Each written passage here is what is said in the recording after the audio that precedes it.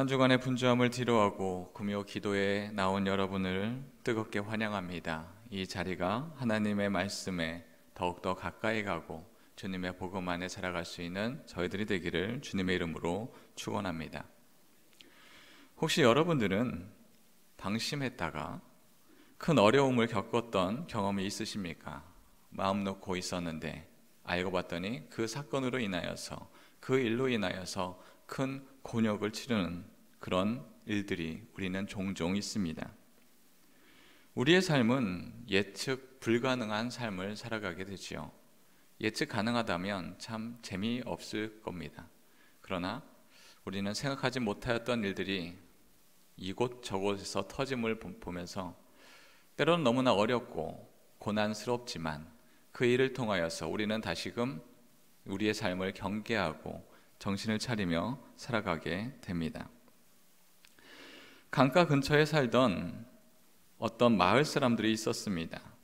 강가 근처에 살았기에 평온하고 바쁠 것 없으며 그렇게 시간이 멈추듯이 지나가는 그런 마을이었습니다. 그 마을에서 어느 날 강 상류에서 물이 세차게 흘러 내려오는 것을 보았습니다. 마을 몇몇의 사람들은 그것을 보며 이렇게 생각했습니다. 지난밤에 비가 내리더니 세차게 강물이 흘러내리는구나 하고 지나쳤습니다. 그리고 좀 지나고 나니 세차게 흐르는 것뿐만이 아니라 흙탕물이 내려오고 있는 것입니다. 마을 몇몇 사람들은 그것을 발견하고 생각합니다. 흙탕물이 내리는구나. 조금 있으면 다시 맑아지겠지 하며 지나갑니다. 그렇게 지나가고 나니 그 물은 줄어드는 것이 아니라 점점 맑아지는 것이 아니라 더욱더 흙탕물은 더욱더 많이 내려오고 또한 물이 너무나 많아져서 마을 전체가 그 흙탕물로 휩싸이게 됩니다. 홍수가 난 것이지요. 작은 시그널을 알아채지 못하면 안전하게 피할 수 있는 그런 골든타임을 놓치게 됩니다. 우리도 우리의 삶 속에 많은 시그널들이 있습니다. 이렇게 살면 안 돼. 저렇게 하면 큰 위험에 닥칠 거야. 그런 것을 무시하며 나아갈 때 우리는 우리의 삶 속에서 예상치 못한 곤욕을 치르곤 합니다. 오늘의 말씀에도 가만히 있다가 하나님의 경고를 알아차리지 못하고 어려움을 당하는 롯을 보게 됩니다. 오늘의 말씀 1절 말씀입니다. 저녁 때에 그 두 천사가 소돔에 이르니 마침 롯이 소돔 성문에 앉아 있다가 그들을 보고 일어나 영접하고 땅에 엎드려 절하며. 1절에서 롯은 소돔 성문에 앉아 있다가 천사를 맞이합니다. 성문은 어떤 장소입니까? 지금이야 성문이라고 하면 그렇게 큰 의미가 있지 않을 것입니다. 그러나 고대 도시에서 성문은 중요한 의미가 있습니다. 공공장소이었으며 그 성문은 도시의 경제, 사업, 사회생활의 중심지로 사람들이 모여서 정보를 교환하고 재판이 이루어지고 외부인을 맞이하는 장소입니다. 성문은 도시의 권위와 영향력을 상징하는 장소이며 도시의 지도자들이, 영향력 있는 사람들이 주로 머물던 곳이 바로 이 성문입니다. 롯이 성문에 앉아 있었다는 것은 그가 소돔 지역의, 소돔 사회의 일원으로서 어느 정도 지위와 영향력을 행사했다라는 것을 우리는 알 수 있습니다. 소돔 출생은 아니었지만 외부인으로 그 자리에 일정한 영향력을 행사한다는 것은 어찌 보면 참 대단한 일입니다. 어쩌면 우리가 원하는 세상 속의 모습이 롯의 모습은 아닐까 그렇게 생각을 합니다. 자신의 신앙을 지키며 살아왔고 세상 속에서도 어느 정도 이렇게 살아갑니다, 성공했습니다 라고 인정을 받는 위치에 있습니다. 또한 롯의 모습에서 아브라함이 천사를 맞이하는 그 모습도 보여집니다. 그래, 믿음의 사람들, 의인의 사람들은 나그네를 맞이하면서 베푸는 삶이야 라고 우리는 생각할 수 있습니다. 그러나 롯과 아브라함은 사실 비슷해 보이지만 많은 차이점이 있습니다. 이들이 근본적으로 다른 위치에 있는 이유는 아브라함은 그의 중심에 하나님이 있었고 롯은 그의 중심에 하나님도 있었지만 세상도 함께 있었기에 그는 그 자리에, 소돔의 자리에 있었던 것입니다. 세상 속에서 성공하였고 믿음도 지켰다 하지만 롯이 맞이하고 있는 세상 속에서의 성공은 믿음의 사람, 믿음의 모습이 아니었습니다. 롯은 소돔에 영향력 있는 일원이 되었습니다. 롯은 저녁에 나그네가 소돔에 들어오는 것을 발견하고 환영합니다. 저녁이죠. 일반적으로 저녁이면 아침이 오고 저녁이 오고 당연한 일반적인 시간의 흐름 속의 한 날로 우리는 생각할 수 있겠으나 이 소돔의 저녁은 그들의 어두워진 영성을 나타내고 있습니다. 롯도 마찬가지지요. 이 저녁에 나그네를 맞이하는 것이 심판의 저녁인지를 알지 못하고 그 천사들을 맞이하고 있습니다. 롯은 아브라함처럼 나그네를 발견하고 환대하며 극진히 대접합니다. 하지만 롯의 환대를 거부하는 것은 나그네가 아닙니다. 그의 환대를 거부하고 있는 것은 그와 함께 살고 있었던 소돔 사람들입니다. 오늘의 말씀 4절 5절 말씀입니다. 그들이 눕기 전에 그 성사람 곧 소돔 백성들이 노소를 막론하고 원근에서 다 모여 그 집을 애워싸고 롯을 부르고 그에게 이르되 오늘 밤에 내게 온 사람들이 어디 있느냐 이끌어내라 우리가 그들을 상관하리라. 상관한다라는 말은 히브리어 단어로 야다입니다. 그를 해석하면 알다 라는 뜻이 있습니다. 그러나 지식적인 암에서 멈추는 것이 아니라 성적으로 관계를 맺다라는 의미도 내포하고 있습니다. 그런데 노소를 막론하고 모두 모여서 롯을 애워쌉니다. 일반적인 상황은 아닌 것이죠. 많은 사람들이 모여서 그 집을 애워쌌다라고 하는 것은 단순히 성적인 죄악을 넘어서고 인간의 존엄성을 짓밟고 있는 그런 공동체가 파괴되는 심각한 죄를 저지르고 있는 상황입니다. 그런데 소돔 사람들이 왜 이렇게까지 들고 일어서고 있는가? 무엇이 화가 났는가? 왜 이렇게 비상식적으로 행동하고 있는가? 우리는 돌아보아야 합니다. 이들의 행위는 성적인 타락을 넘어서 공동체를 파괴하는 행위인데도 불구하고 그들은 이런 것에 주저함이 없습니다. 그들이 이렇게 행하는 어떠한 원인 중에 하나는, 주된 원인 중에 하나는 외부인에 대한 반발심, 적대심이 있습니다. 소돔 사람들은 왜 외부인에 대해서 이렇게 적대심이 높았을까요? 이는 과거에 외세에 침입당한 일을 한 몫을 했을 것이다 우리는 추정할 수 있습니다. 창세기 14장을 보면 창세기 14장 1절 2절 말씀입니다. 당시에 시날 왕 아무리라벨과 엘라살 왕 아리옥과 엘람 왕 그돌라오멜과 고임 왕 디다리, 소돔 왕 베라와 고모라 왕 비르사와 아드마 왕 시납과 스보임 왕 세레벨과 벨라 곧 소알 왕과 싸우니라. 4개국의 도시 동맹인 동맹군과 5개국의 도시 동맹국들이 서로 전쟁을 벌이고 있는 상황입니다. 소돔도 이 5개국에 속해 있던 그런 도시국가입니다. 숫자적으로 4와 5가 싸웠으면 당연히 5가 크다라고 생각할 수 있겠으나 사실은 그렇지 않습니다. 4개국의 도시연맹 국가에는 엘람과 시날이 있습니다. 이 땅은 훗날 바벨론 지역이지요. 바벨론 국가가 건설되는 지역입니다. 또한 이 5개국은 이전에 이미 4개국을 섬기고 있었습니다.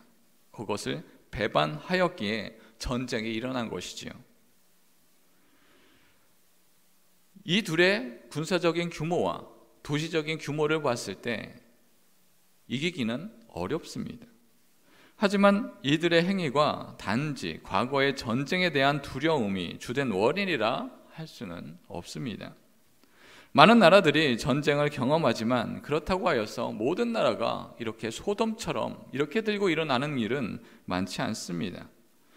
많은 사람들이 롯의 집을 애워싸고 폭동을 일으키고 모두가 보는 앞에서 성적인 문란을 일으키고 사람이 죽든지 살든지 그것에 대한 상관하지 아니하며 염려하지 않은 상황들, 그들 안에 하나님의 공의와 하나님의 말씀을 볼 수가 없습니다. 인간적으로서 기본적인 생명 존중하는 그런 마음, 그것을 볼 수가 없었던 것입니다. 이들에게 이성적인 생각은 사라졌고 동물적인 감각만이 가득한 그런 어두운 시대가 되었습니다. 그런데 창세기 14장의 전쟁이 어떻게 마무리되었습니까? 기억하시나요? 소돔이 전쟁에서 패배하여 모든 것을 잃었습니까? 물론 전쟁에서는 패배했습니다. 그렇다고 하여 모든 것을 잃어버리지는 않았습니다. 그 전쟁에서 하나님께서 개입하시고 아브라함이 전쟁에 참여하여서 그 전쟁을 승리하였습니다. 아브라함은 전쟁에 승리하였으니 나에게 모든 것을 다 내어 바치라 하지 않았습니다. 원하는 것이 없었습니다. 그저 자기와 함께 전쟁에 참여한 젊은이들에게 조금 주어라 라고 이야기할 뿐 아무것도 요구하지 않았습니다. 소돔의 왕이 되지도 않았고 특별히 내가 이렇게 전쟁에 수고하였으니 무엇인가를 더 달라 하지도 않았습니다. 단지 아브라함은 이 전쟁은 하나님께 속한 것이니 하나님께 영광 돌리는 것, 그 위에 아무것도 없었습니다. 이 전쟁에 직접적으로 수혜를 입은 땅이 바로 이 소돔 땅입니다. 그렇다면 이들이 해야 하는 것은 마땅히 하나님께 영광을 돌려야 하는 것, 그것은 너무나 당연한 수순입니다. 그러나 소돔 사람들은 자신들의 상처, 자신들의 전쟁의 패배를 하나님께서 모든 것을 승리로 뒤집어 엎으셨는데 하나님께 승리를, 하나님께 영광을 돌리는 것이 아니라 이 모든 것들의 어려움을 외부인으로, 엉뚱한 곳으로 화살을 돌리기 시작합니다. 우리 내부에 누군가가 스파이가 있는 것 같아. 내통한 누군가가 있을 거야. 서로를 의심하고 반목하고 죽이기에 혈안이 되어 있습니다. 롯이 나그네를 대접하는 것도 환대이지만 그 환대도, 그 의로움도 악의로 치부합니다. 롯의 환대를 무시하고 받아들이지 않습니다. 인간적인 기본적인 윤리마저 상실하고 이들에게 하나님에 대한 말씀과 구원은 전혀 들리지 않습니다. 창세기 19장은 창세기 18장 아브라함의 기도 직후에 있는 사건입니다. 아브라함은 소돔과 고모라를 위해 간절히 기도합니다. 목숨을 내놓고 중보하지요. 그러나 소돔의 이 행위는 자신의 멸망에서 구원받을 그 어떤 마음의 준비도 되어 있지 않습니다. 심판의 날이 가까이 왔고 영적인 밤이 가까이 왔으나 이들은 깨닫지 못하고 자신의 완악함만 드러낼 뿐입니다. 롯의 의로움은 이들에게 귀찮은 일, 쓸데없는 행위, 그냥 없어져야 할 일, 산화되고 끝나버려야 할 일로 치부해 버릴 뿐입니다. 우리는 여기에서 한 가지 궁금증을 갖게 됩니다. 롯이 의인인데 하나님의 말씀대로 살았는데 왜 소돔 사람들은 변화되지 않고 그들의 악을 계속 가지고 살고 있는가? 여전히 왜 악 속에서 살고 있는가? 롯의 선한 영향력은 왜 다른 사람들에게 미치지 못했을까? 롯은 성문에 앉아 있습니다. 고대 메소포타미아 지역의 성문은 도시의 중요한 기능적, 상징적 중심지이지요. 성문은 재판, 상업활동, 공공집회, 많은 일들을 했습니다. 그곳에 있는 롯이 소돔 사람들에게 사회의 일원으로 인정받고 지도자의 위치에까지 올라갔습니다. 롯이 그 위치에 올라가기까지, 성공하기까지의 그들의 행동 속에서 소돔 사람들은 그를 의인으로 여기지 않았습니다. 결국 소돔에서 성공하기 위하여 허용되었던 적당한 의와 적당한 죄가 롯이 소돔에서 자리를 잡고 성문 앞에 앉을 수 있는 위치는 가질 수 있으나 소돔 사람들이 와, 역시 하나님의 백성은 달라 하는 그런 마음은 없었습니다. 우리랑 다를 게 없네. 크게 다르지 않는구만. 무엇이 다르다 말인가? 롯은 사회적으로 성공했을지 모르나 신앙적으로는 실패할 수밖에 없었습니다. 롯의 모습 속에 우리의 삶의 모습이 투영돼 보입니다. 세상에서의 적당한 성공을 위해 적절히 타협하고 적당한 성공을 바라고 있지는 않습니까? 롯은 소돔에서 성공하였지만 그 소돔은 심판당하는 지역입니다. 창세기 19장 9절 말씀입니다. 그들이 이르되 너는 물러나라. 또 이르되 이 자가 들어와서 거류하면서 우리의 법관이 되려 하는도다. 이제 우리가 그들보다 너를 더 행하리라 하고 롯을 밀치며 가까이 가서 그 문을 부수려고 하는지라. 롯은 소돔이라는 지역에서 성공하기를 바랬습니다. 그리고 일정 부분 인정도 받았습니다. 그러나 그들의 인정은 그들의 마음속 깊은 곳에서의 인정이 아니라 네가 그 정도 갖고 있으니, 어느 정도 무엇인가를 갖고 있으니 그것에 대한 인정은 해주겠다라는 말일 뿐, 롯의 신앙을, 그의 믿음을 따라 살아가겠다라는 생각을 갖지 못하였습니다. 롯은 소돔이라는 세상 속에서 성공하고 소돔의 문화에 차츰차츰 동화되면서 복음의 빛을 잃어버리고 있는 것입니다. 롯의 심령 속에 그래, 내가 조금만 더 성공하고 내가 조금만 더 많은 것을 얻고 많은 것을 누리고 있는다면 그 누리는 것 때문에 많은 사람들이 하나님의 백성은 이렇게 많은 것을 누릴 수 있구나 하며 나의 소리를 들을 수 있지 않을까, 그때 돼서 나의 선한 영향력을 펼쳐야지, 그렇게 생각했는지 모르겠습니다. 그러나 어느 누구 하나 롯의 말과 그의 신앙을 따르는 자는 없었습니다. 롯은 선사를 만나기 전 성문에 앉아 이런 생각을 했는지 모르겠습니다. 그래, 이만하면 잘 살고 있다. 나는 믿음의 사람이고 소돔 사람들도 나를 인정하고 있으니 나는 괜찮게 사는 사람이야. 소돔의 성문에 앉아 있으며 평화로운 일상을 안주하며 저무는 해를 바라보면서 자신의 성공을, 자신의 여유로움을 만끽하고 지냈을지 모르겠습니다. 그러나 신앙의 안주함과 세상 속의 평안이 영적인 무지로 나타나는 것입니다. 이는 세상을 살아가는 현대 그리스도인들의 모습을 보는 듯합니다. 세상은 끊임없이 우리를 유혹하고 제약으로 물들게 합니다. 그 속에서 우리는 세상과 구별되어 거룩함을 지켜내야 하지만 세상과 적절히 타협하고 세상과 믿음 사이에서 외줄타기하는 우리들에게 롯은 그렇게 살면 안 된다 하며 경종을 울리고 있습니다.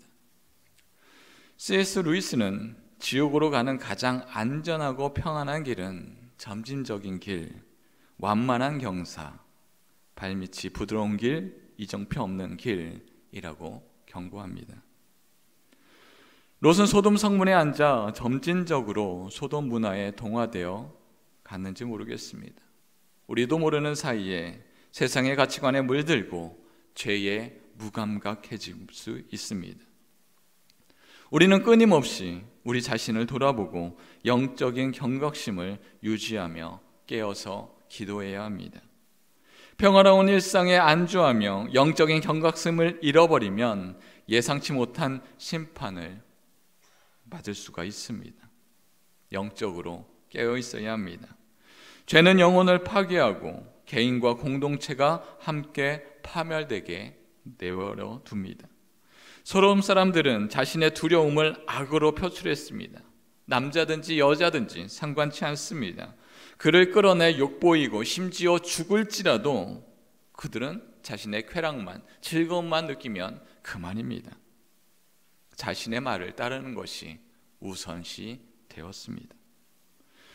우린 소돔 사람들을 보면서 어떻게 저렇게 악할 수가 있을까? 왜 이렇게까지 하는가 생각합니다. 정말 세상에 종말이 가까워왔을 때 그 사람들이 바로 소돔 사람들과 같을 거야 라고 생각을 합니다. 과연 그럴까요? 현대 사람들은 이렇지 않을까요? 그러나 우리는 주변을 바라보면 이 소돔 사람들과 크게 다르지 않는 그런 행동들을 보게 됩니다. 자신의 뜻만 정답이며 나의 말을 거스르면 화가 납니다. 공격적인 말을 하죠. 특히 인터넷이라는 내 이름이 드러나지 않는 그런 공간에서는 상대방이 상처를 입던 공황장애에 빠지던 상관치 않습니다.